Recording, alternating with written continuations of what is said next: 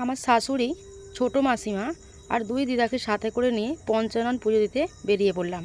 চলুন আমার সঙ্গে।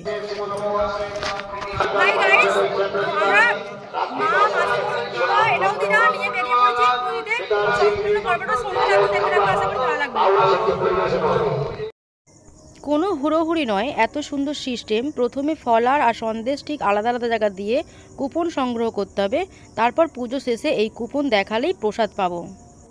তো আমাদের দেয়া হয়ে গেছে ডালা, এবারে কুপন সংগ্রহের পালা। তো সেই জন্য অপেক্ষা করছি। মাঠটা অনেকটাই বড়, তাই প্যান্ডেলটা অনেকটাই করেছে। চারিদিকে বেশ সুন্দর একটা মেলা, আর এদিকে পুজো পাঠ হচ্ছে। আর আমি আমার কর্তাকে নিয়ে এই একটা ফটোশ্যুট করছি, বিভিন্ন রকম ফটোশ্যুট করে নিচ্ছি মাসিদের সঙ্গে।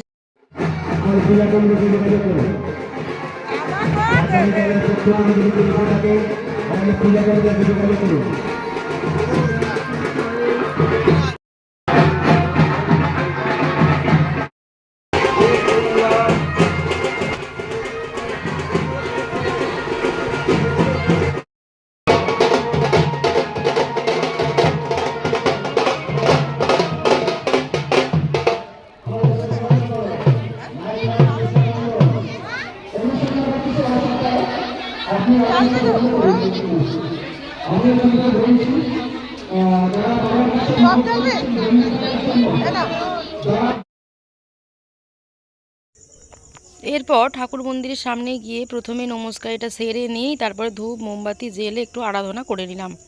আর সত্যি বলতে কি, পঞ্চানন ঠাকুরটা কি পুজো হয় আমাদের এলাকাতেও বা বিভিন্ন জায়গায় দেখেছি, তবে পঞ্চানন ঠাকুরটা কি সেটা কোনো দিন দেখিনি, এই প্রথমবার দেখলাম।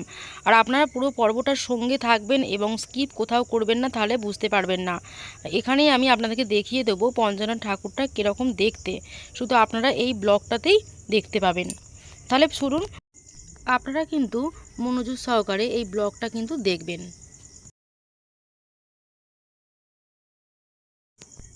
এই যে আমি, আমার শাশুড়ি ও ছোটো মাসিমা তিনজনে মিলেই ধূপ মোমবাতি ঠাকুরের কাছে একটু জেলে দিয়েছি। দেয়া হয়ে গেছে, তারপর অপেক্ষা করছি। পুজো হচ্ছে দেখছি, চারিদিকটা বেশ মনোরম পরিবেশ, খুব ভালো লাগছে, আনন্দও পাচ্ছি।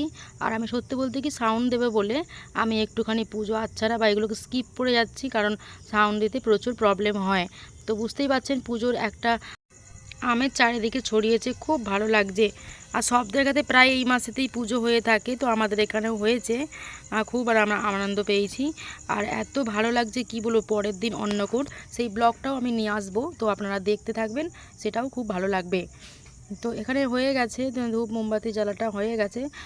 আর দেখুন কত সুন্দর বেশ পরিকাঠামোটা, এত সুন্দর। আগে পুরানো ছিল একটা বেদি করা, কিন্তু এখন পাথর বসিয়ে খুব সুন্দর করে নিয়েছে। এখানে অনেকেই প্রায় সাপোর্ট করেছে, তাই এত সুন্দর মন্দিরটা তৈরি হয়েছে। আর দেখুন বাইরে কত সুন্দর, এই যে মানসিকভাবে দেয়া আছে, মানসিকভাবে অনেকে দিয়েছে, গোপাল ঠাকুর সখী অনেকে দিয়েছে। তবে অন্যান্য পুজোতে যেমন গোপাল ঠাকুর দেওয়া হয়ে থাকে, তবে এই পুজোতেও দেখলাম গোপাল ঠাকুর দেওয়া হয়েছে।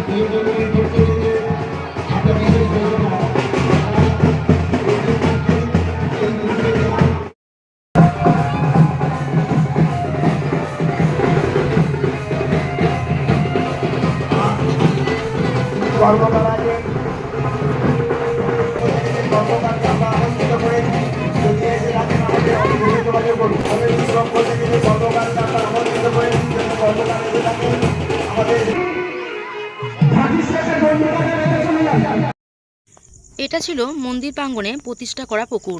তো এই পুকুরে সবাই স্নান করে দণ্ডি কাটা শুরু করে দিয়েছে। দেখুন কত সুন্দর লাগছে, প্রচুর প্রচুর মানুষজন এখানে দণ্ডি খাটবে। আর আমি এই যে আইসক্রিম খাচ্ছি, সবাই আইসক্রিম খাচ্ছি প্রচুর মজা করে। এই দেখুন, আমি না এই দুধের তৈরি চকোবার আইসক্রিমটা খেতে কিন্তু ভীষণ পছন্দ করি, তাই সবাইকে বললাম এই আইসক্রিমটা খেয়ে দেখো, খুব ভালো লাগবে। আমাকে তো খুব সুন্দর লাগছে।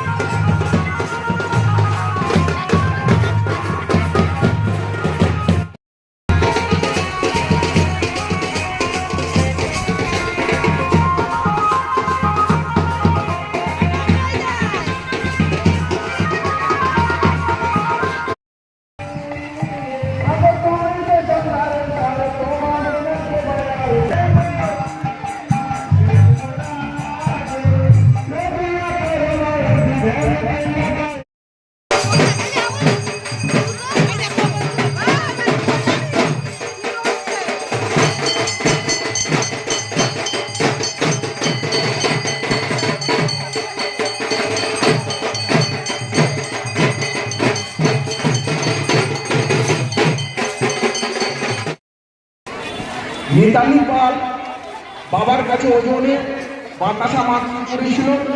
ওনার ওজনের কাজ আমরা কমিটির পক্ষ থেকে করছি। অযথা বন্ধুকে ভিড় করবেন না।